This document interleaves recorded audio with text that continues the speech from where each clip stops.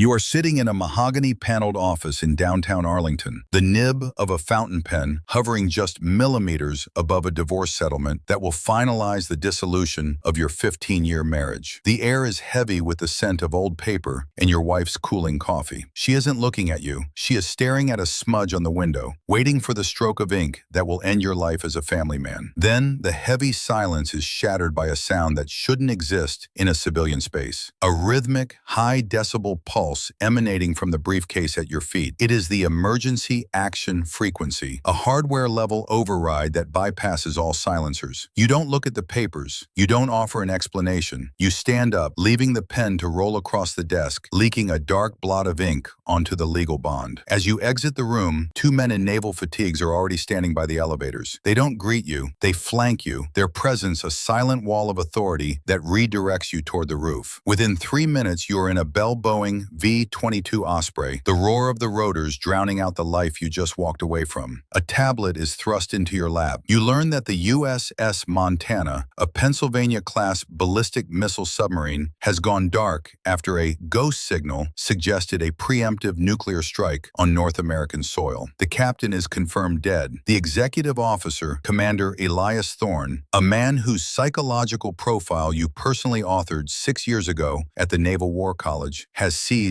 the fire control keys. He believes the world is already on fire, and he is preparing to return the favor with 16 Trident 2D5 missiles. You are the only person who can speak his language. You are no longer a husband or a civilian. You are the primary negotiator for the end of the world. The flight to the carrier strike group is a frantic blur of decrypted manifests and psychological dossiers. You spend the transit time memorizing the names of Thorne's children, his history of sleepwalking, and the specific failure in his 2018 evaluation where you noted a pathological need for certainty in ambiguous environments. You realize that the Navy promoted him anyway, burying your warnings to fill a command vacancy. Now that bureaucratic negligence has placed a thumb on the scale of global extinction. When you land on the deck of the USS Gerald R. Ford, you are hurried through a maze of steel corridors into the Combat Information Center. The room is a pressurized tomb of blue light and hushed, panicked activity. The admiral in charge doesn't shake your hand. He points to a headset and a digital clock counting down from 58 minutes. That is the window before the Montana reaches its optimal launch depth. Behind the admiral,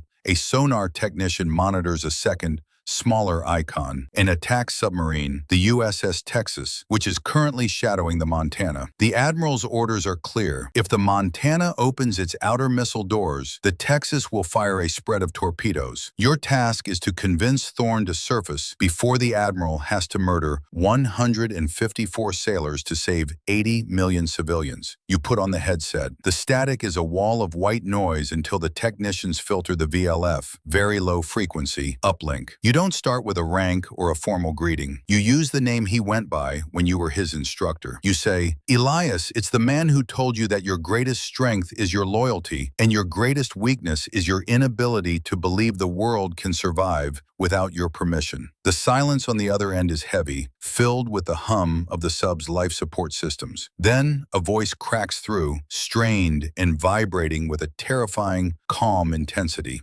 Thorne tells you that he saw the flash. He tells you that the EAM, the emergency action message, carried the correct cryptographic headers. He believes the United States has been decapitated and that he is the last surviving sovereign authority of a dead nation. You realize immediately that you aren't fighting a rebel. You are fighting a man who thinks he is a priest performing a funeral rite for a planet. You have to deconstruct his reality without causing him to retreat into a corner. You use tactical empathy, acknowledging his fear while subtly introducing the possibility of a sensor error. You describe the weather in Arlington. You tell him about the coffee on the desk you just left. You are trying to tether his mind to a world he thinks is ash. The stakes escalate when a second voice interrupts the feed. It is the chief of the boat, a man named Miller. Unlike Thorne's tragic idealism, Miller sounds like a man fueled by pure, survivalist adrenaline. He tells you to stop talking. He accuses you of being a psychological operative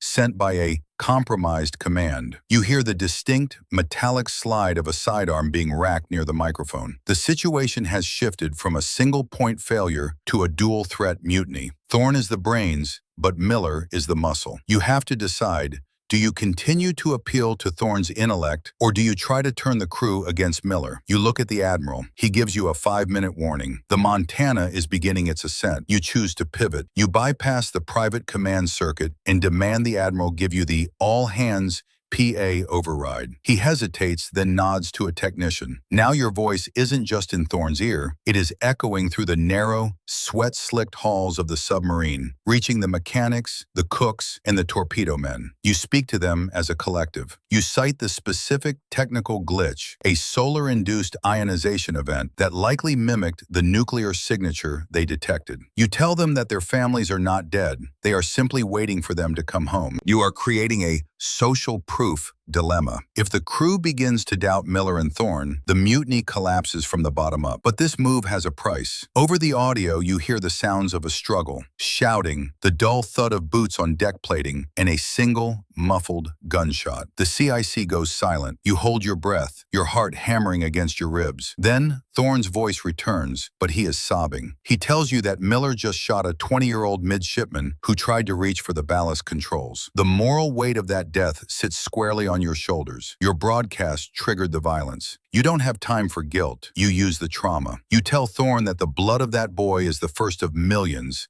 unless he acts now. You tell him that Miller is no longer his brother-in-arms, but a parasite on his command. Thorne's resolve breaks. He is a man of honor, and the murder of a crewman under his watch is the one thing his psyche cannot reconcile with his heroic mission. He tells you he is regaining control of the room. You hear a chaotic scuffle, more shouting, and then the sound of Miller being restrained. But the danger hasn't passed. The Montana is still at launch depth, and the automated fire control sequence, set by Thorne in his earlier state of delusion, is locked into a countdown. He can't stop the launch from the bridge. The dead man's switch has been activated. You have 12 minutes to talk a broken, sobbing man through a high-level systems override that he hasn't practiced in 5 years. You have to be his hands and his eyes. You look at the Admiral, who is now communicating with the attack sub. The Texas has its tubes open. One wrong word, one stutter in Thorne's fingers, and the Admiral will give the order to fire. The next 10 minutes are a surgical exercise in technical guidance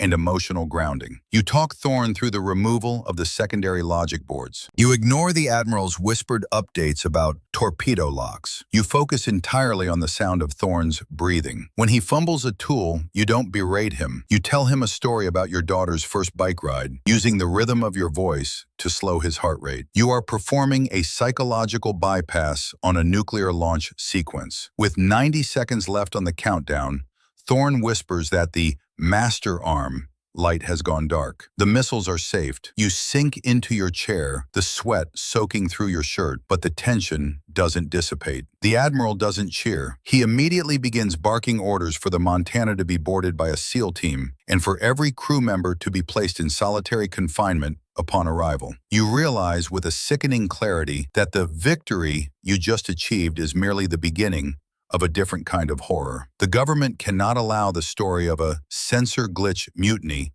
to go public. It would undermine the entire concept of the nuclear triad. As the Montana breaks the surface and is surrounded by black-hulled interceptor boats, you are escorted out of the CIC. You aren't taken back to the Osprey. You are taken to a windowless room in the bowels of the carrier. A man in a suit you don't recognize sits across from you with a thick stack of non-disclosure agreements. He tells you that Commander Thorne will be diagnosed with a sudden, heroic aneurysm and buried with full honors. Miller will simply vanish from the naval registers. And you are told that your divorce has been fast-tracked through the courts as a matter of national security to ensure you have no domestic ties that could lead to a leak. The strategy of the state is absolute. They have used your expertise to save the world, and now they are using that same expertise to erase the event from history. You argue, pointing out the psychological trauma the surviving crew will face if they are forced into a permanent cover-up. The man in the suit simply looks at you and says, "You're the one who told us Thorne was a liability 6 years ago. We should have listened then. We're listening now. This is how we handle liabilities." You realize that by saving the world, you have become a permanent prisoner of its secrets. You sign the papers, not out of loyalty, but out of a pragmatic understanding of the stakes. If you refuse, you don't go back to your life. You simply become another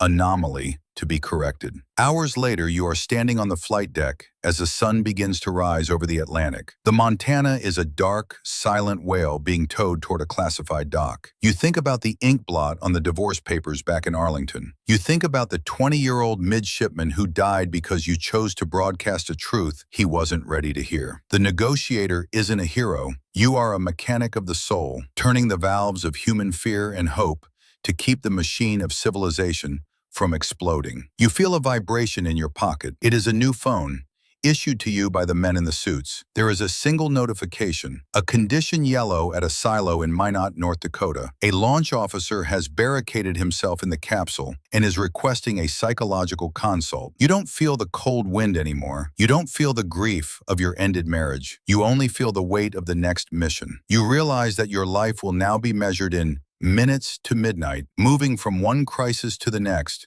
forever talking men out of the dark. You are the shadow custodian of the nuclear age. You walk toward the idling helicopter, your mind already beginning to map the psychological vulnerabilities of a 24-year-old airman in a North Dakota bunker. You wonder how many times you can win before you finally lose, or if winning and losing have become the same thing in a world where the truth is more dangerous than the missiles. The rotors spin up, the salt spray stings your eyes, and you disappear into the sky, leaving the world below to wake up in a peace it doesn't know, it hasn't earned. The journey to North Dakota is a hollow span of time where you exist only as a set of functions. You review the airman's records.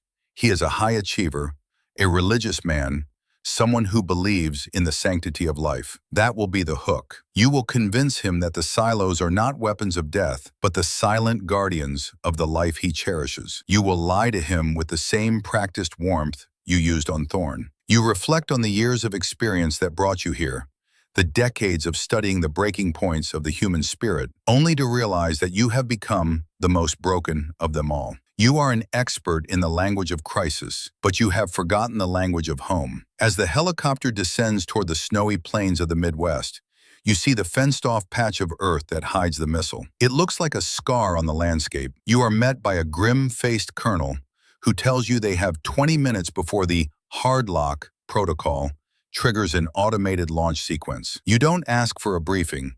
You just take the headset. You sit in the back of a mobile command center, the smell of diesel and ozone filling your lungs. You press the button. You start with a story about a garden. You use your voice to weave a tapestry of normalcy over a situation that is anything but normal. You are a ghost talking to a ghost. Two men caught in the gears of a system that was designed to be used but never understood. The airman starts to talk. He is scared. He is crying. You listen with the clinical precision of a predator and the outward gentleness of a saint. You guide him. You manipulate him. You save him. And as the all-clear signal finally chimes, you don't feel relief. You only feel the cold, heavy certainty that the phone in your pocket will vibrate again before the snow melts. You are the negotiator, the man who stands at the edge of the cliff and talks the world back from the brink, knowing all the while that the cliff is getting steeper and your voice is getting thinner. You step back out into the freezing North Dakota air, wait for the next SUV, and prepare your next opening line. The cycle is continuous. The prose of your life has no paragraph breaks, no scenes, and no ending. It is just one long, immersive descent into the dark, punctuated by the voices of men who have forgotten how to live because they are so focused on how to die. You are the only one left to tell them the difference, even if you can no longer remember it yourself.